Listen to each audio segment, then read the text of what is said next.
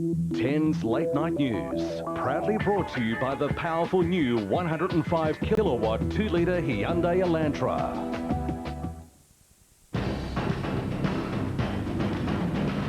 10's Late News with Bill Woods. Tonight, the government under fire for confusing messages raising hopes of tax cuts. A mother's anguish after her former husband was convicted of killing their 3 children. And the search for a young teenager feared abducted on Queensland's Sunshine Coast. Good evening. Also tonight, a renowned wildlife documentary maker caught trying to smuggle reptiles out of Australia. Hopes that reforms will lead to lower bank charges. And Greg Hodge replaced as Australia's top swimming coach. But first, opposition leader Mark Latham takes a swipe at the government, accusing it of being all over the shop on tax cuts. His attack came as the Prime Minister gave his strongest indication yet that tax relief could be on its way. As John Howard rubbed corporate shoulders in his Sydney electorate, you couldn't wipe the smile from his face. And this is not prime ministerial spruiking on the eve of Christmas, it's hard fact. It's a great time to be doing business in Australia. So great, in fact, the government's coffers are full to overflowing, and that can only mean one thing. I think there will be room for a tax cut. But he's not giving any guarantees, and he won't say where the cuts are likely to go. But a backbench push to lift the tax-free threshold for families is being considered, and it's well known he also favours lifting the point at which the top tax rate kicks in. When I say we'll consider it, it doesn't mean that's the only thing we're going to consider. Labor's accused Mr Howard of sending mixed messages. There's the Costello plan, there's the Cadman plan, the John Anderson plan, and the Prime Minister trying to straddle all these taxation plans. Labor says its focus is low and middle income earners. But Mr Latham is now cagey on his earlier push for a cut to the top tax rate, saying we'll have to wait for the final figures in next year's budget. The new Labor leader was making friends in Queensland. Well, mate, good to see you in Queensland. It's great to be here. The Sunshine State Premier forced to admit he was wrong, backing Kim Beazley in the recent leadership contest. Hey, listen, I'm happy to eat humble pie. He turned out to be great, so there you go. Leonie Mellor, 10 News. Democrats leader Andrew Bartlett has defied his critics, deciding to stay on at the head of his party. After a week of soul-searching, Senator Bartlett has told his colleagues he will continue to fight, but he'll take January off to seek medical treatment. Senator Bartlett's drunken clash with a Liberal senator last week has seen his party's popularity sink to a record low of just 1%. It's going to be difficult for us, there's no question about that, but I'm confident that we can bounce back in the polls. Some Democrat senators still believe their leader should have resigned. Tearful scenes as the mother of 3 murdered children tells the Supreme Court in Sydney about her agony since their deaths. Her estranged husband was convicted of the killings, driven by jealousy. Artworks capturing a child's love for her mother and cartoons eerily depicting an unhappy father. They're among the remnants Maria Shona Fraser has to remember her 3 children, Ashley, Ryan and Jared, who were killed by their father during a custody visit in August 2001. Stephen Fraser drugged and drowned each child over a 24-hour period, driven by a jealous rage and a desire to punish his estranged wife for dating again. Maria Shona today called upon to give a victim's impact statement. Tearfully, she told the court of the anguish and torment she lives with each day. Why didn't I believe him when he made those threats years ago? If only I could change what happened. She sobbed as she imagined the terror her children must have felt in their last moments. Ashley, when you and your brothers died, everything turned to darkness. I wish he had killed me instead of you kids. Despite the number of killings involved, the Crown said the case did not fall within the worst category of murder, the difference being Fraser's impaired mental state of mind. The court heard the killings were premeditated, but Fraser had been acting on an irrational fear of losing his children, possibly affected by his own childhood molestation experience. Stephen Fraser will be sentenced in February. Amber Muir, 10 News. Melbourne's tram drivers are breathing easier following tonight's arrest of a man in connection with a series of rock attacks. Police have arrested and charged a 21-year-old Flemington man over more than a dozen attacks on trams in the inner northern suburbs. Several drivers were injured when rocks shattered their trams' windscreens. Prayers in Queensland for a missing schoolboy feared abducted on the Sunshine Coast. He was last seen talking to a man at a bus stop. Police now intensifying their search of local properties.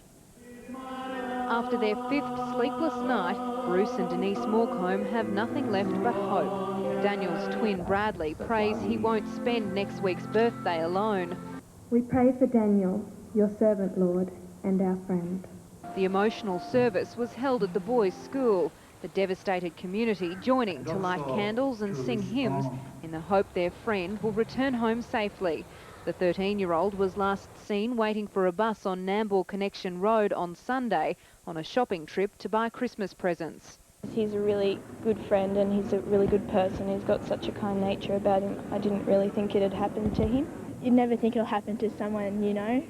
But so far their prayers have been unanswered and Daniel's parents are struggling to cope. It's a nightmare. It's not really us. The family focus is on getting back united, as of course. 50 extra police cadets joined SES volunteers searching today, but found nothing. Police divers have scoured the last dam in the immediate area. A mannequin wearing clothes similar to those Daniel was wearing has been placed near Woombai Primary School in an effort to jog the memories of any witnesses. Danielle Isdale, 10 News. The Australian swimming team's high performance director, Greg Hodge, has been replaced. The Australian Swimming Board says Hodge asked for extended leave late today. He's being replaced by national youth coach Lee Nugent, who's now expected to lead our team to next year's Athens Olympics. 55-year-old Hodge had been suspended from contact with athletes and coaches for 2 months since former swimmer Emma Fuller accused him of stalking her.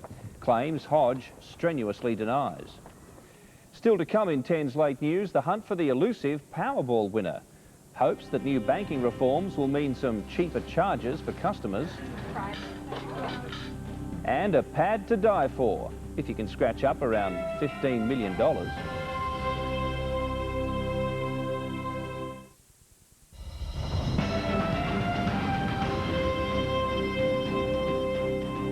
A British wildlife documentary maker has been fined $10,000 after being caught trying to smuggle more than 200 native animals out of Australia. The court heard his love of reptiles overrode his common sense. Award-winning filmmaker and zoologist Michael Linley has had an obsession with reptiles since he was a little boy. The 51-year-old came to WA in October to work on an upcoming documentary about the Australian outback. He tried to leave with 217 creatures concealed in his luggage, including lizards, frogs, snakes and cockroaches, but was arrested by customs. I am relieved, of course I'm relieved, and I'm still very apologetic for what I've done. The district court today heard Linley wanted to smuggle the reptiles back to Britain so he could film them in captivity using specialised equipment. He denied intending to sell them to private collectors on the black market, saying he deliberately didn't take any rare or endangered species. The court also heard Michael Linley's compassion for the animals clouded his judgment. He'd found many on WA roads and thought they'd be better off with him in the UK than left to become roadkill. Linley is still contesting a charge of cruelty. Charmaine Dragoon, 10 News. EFTPOS fees are likely to be cheaper with the introduction of new banking reforms. The changes have been given the green light by the competition watchdog, but retailers are not impressed. It's the electronic equivalent of paying with cash. EFTPOS takes the money from a consumer's account and places it in the retailer's. Banks were charging each other for the privilege. Now they've agreed not to. Well, what banks, building societies and credit unions have said in their application is that at least some of these savings will be passed on. There will be clear competitive pressure and downwards pressure on EFTPOS prices. At the moment, each EFTPOS transaction ends up costing between 40 and 60 cents. The reforms will slash that by half to as little as 20 cents. While the banks aren't compelled to pass on the savings, consumer groups are still pleased. In reality, increased competition and the fact that the regulators will be looking closely at how this plays out should mean consumers can expect cheaper bank fees. The fly in the ointment in this whole deal, retailers who say they'll now be hit with higher charges, which they say they'd have no choice but to pass on to their customers. The cost of EFTPOS transactions, if this proposal went through, will double for small retailers, and that is where the big impost will be of this decision. But their critics say they were the big winners of recent credit card reforms. When you put the credit card reforms and the FPOS reforms together, the retailers come out hundreds of millions of dollars ahead of the banks, so they haven't really got that much to complain about. Retailers argue they've already cut their prices to reflect those savings and they simply can't absorb an extra $150 million a year. They now plan to appeal to the Competition Tribunal, which would delay the January start date for the reforms. Eddie Meyer, 10 News. At ComSec, Tom Petrovsky. Tom, a strong finish to the trading week. Well, Bill, we can put that down to US markets. Investors can be a very superstitious bunch, and last night, better economic news on Wall Street helped push the Dow Jones above the psychologically important level of 10,000. That was the first time that's happened in 18 months. And it was enough to keep local sellers away today, but it wasn't enough to erase 4 days of losses. The ASX 200 finished the week down 0.5%. AMP's demerger finally within sight. Yes, AMP shares rose today after the group cleared the final hurdle in its demerger plans. Federal court approval means that local AMP shares will now have a separate listing to their troubled UK business, which will trade as HHG. AMP shares will start trading in their demerged form as of Thursday next week. Thank you, Tom. Tom Petrovsky at ComSec. The Australian market rallied on the strength of Wall Street's gains, the All Ords adding 22 points. News Corp, again, a strong performer, rising 19 cents. ANZ led the banks with a 26-cent gain, while Woodside jumped almost 5% amid renewed interest in oil-related stocks. The Australian dollar is buying just over 74 US cents, while gold is fetching $407 US an ounce. An anonymous punter from a sleepy fishing village on the New South Wales north coast now has 30 million reasons to smile. The village of Yamba is abuzz after the locals scooped last night's entire Powerball First Division, and the $30 million means that he or she can spend the rest of their life. Everybody's talking about it wherever you go, so yes, it will put Yamba on the map. The win equalled the Australian record set nearly 3 years ago by a Perth couple. The latest winning ticket was sold at the Yamba News Agency, where staff are over the moon. New South Wales Lotteries won't release any details of the winner, but it is known the punter won the $30 million with a ticket worth just $12.70. And that would go a long way towards letting you hobnob with the rich and famous on their own territory. An ultra-exclusive apartment on the Finger Wharf at Sydney's Woolloomooloo. A look into the lifestyles of the rich and famous.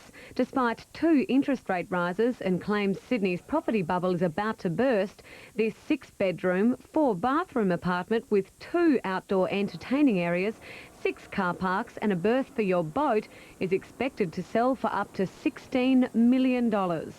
There are some big names after it that you would recognise. There are only 9 apartments in the complex. Russell Crowe and wife Danielle Spencer own the one above. Radio personality John Laws lives below. Double the size of John Law's by itself, but it's a bit smaller than Russell Crowe's. There has also been some interest from speculators planning to divide the apartment into 2, which could be sold individually for up to $10 million each. With views of the harbour and the botanical gardens, one thing's for certain, it will never be offered at this price again. There's nothing like this particular unit in Sydney. So if you like it, you've got to buy it. Heidi Cooch, 10 News. Still ahead in the late news, a welcome break for the crew as HMAS Newcastle leaves the Persian Gulf behind for Christmas. A unique new venture to let visitors find their own Nemo. Then in sports tonight, Ricky Ponting blasts Australia into a commanding position in the second test against India. Test match 100. Home in time for Christmas. The men and women of HMAS Newcastle steamed back into Sydney Harbour this afternoon. Newcastle is back from a 6-month tour of duty, ensuring the security of Iraq's coastal waters. Her commanding officer was in charge of the northern Persian Gulf, protecting shore installations and boarding hundreds of craft on the coast. Very talented, committed and dedicated young team on board. It's been an absolute delight to command. 350 lucky family members were able to board the Newcastle a day ago and travel into port with their loved ones. Yet another attack on the coalition headquarters in Baghdad, the explosions following a major raid on Saddam loyalists. 4 explosions rocked the city just before midnight. Almost immediately, smoke filled the night sky above the high-security US compound. Early reports indicate a rocket attack. The strikes came just hours after raids on guerrilla strongholds, US troops unearthing rifles, grenades and explosives in suburban yards. The cache of weapons, enough firepower for scores of rebel attacks. Flow of information right now is very encouraging. The cover of darkness saw Iraq's new police force conduct its first operations. 300 apartments were raided, 16 men, all believed to be Saddam Hussein loyalists, arrested. This is the first time we've gone out and supported the Iraqi police where they've taken the lead in an operation. But the success could be short-lived. More than half of the new recruits have resigned over poor pay and conditions. And the war of words continues over the ban preventing non-coalition countries bidding for reconstruction contracts, the US president standing firm. It's very simple. Our people risk their lives. Friendly coalition folks risk their lives, and therefore the contracting is going to reflect that. Whoever wins the contracts will have their work cut out for them, as the attacks show no sign of abating. In the United States, Lisa Goddard Rolls, 10 News. The Antarctic ordeal of Adelaide pilot John Johansson is over. A British adventurer has sacrificed her own dream to give him the fuel he needs to fly home. But maybe not all Mr. Johansson's troubles are over. It's the news John Johansson's supporters had been waiting for. Indescribable. I mean, I just think she's just so generous. She's just wonderful of her. It really, really is. Mr. Johansson's saviour is a fellow aviator, this woman, Polly Vasher. She'd been flying solo around the world to raise money for disabled children. Like Mr. Johansson, she was forced to land at a base in Antarctica. But she'd stored thousands of litres of avgas at McMurdo in case of emergency. Now she's given it away. Mr. Johansson will fly out for New Zealand tomorrow. He landed at McMurdo base on Sunday, running low on fuel while trying to fly across the South Pole to Argentina. Mr. Johansson rejected pressure to board a commercial flight and have his plane shipped home. New Zealand officials, though, remain furious at Mr. Johansson. We had no search and rescue in place, no contingencies and no backup tank, and didn't even have enough fuel to cross the Antarctic. As for his rescuer, Polly Vasher, she'll wait till the weather clears to leave Antarctica and head for home. Melody Horrell, 10 News. A South Australian shark fisherman has paid a heavy price for taking his boat into a marine park designed to protect whales. The federal court ruled Port Lincoln fisherman Ronald Atherton broke the law in October 2001 when he fished at the head of the bight. Commercial fishing is prohibited in the area for 6 months each year to protect southern right whales during their breeding season. Mr. Atherton was fined $25,000. It's the first civil action taken under the Federal Environment Protection Law. Now there's a fisheye view of one of the world's longest wooden jetties. The unique West Australian adventure takes visitors to the bottom of the ocean, almost 2 kilometres offshore at the end of Busselton Jetty. Ravaged by fire after surviving a devastating cyclone, the jetty's now set for international stardom. An aquarium, you know what you're going to see. Here it's totally natural. What you find is what you get. Built in the 1800s, it's become an undersea haven, encrusted with tropical corals carried far south by warm currents. For young adventurers, descending the 8 metres to the sea floor is a chance to believe they really have found Nemo at last. Look at that fish. Look at that one. It actually looks like Finding Nemo because there's Flo, the black and white fish. There's lots of clownfish. Everyone's looking for a clownfish. Unfortunately, there are a tropical fish. And yeah, we don't have clownfish, but we have several that are way up there on the cute factor. So much for the submarine wonders that we can now see without getting our feet wet. This is what the fish get to view of us. It's estimated 60,000 people a year will take the 2-kilometre jetty trip for a look down under. Way 10 News. I'll be back soon with the weekend weather outlook, and there's been some big performances on the golf course and on the cricket pitch. Matthew White will join us with Sports Tonight. Thanks, Billy. Yeah, coming up, Peter Senior takes control at the Australian PGA. Ricky Ponting is heading towards a double century against India. And also Lane Beachley's perfect 10 at the Billabong Pro.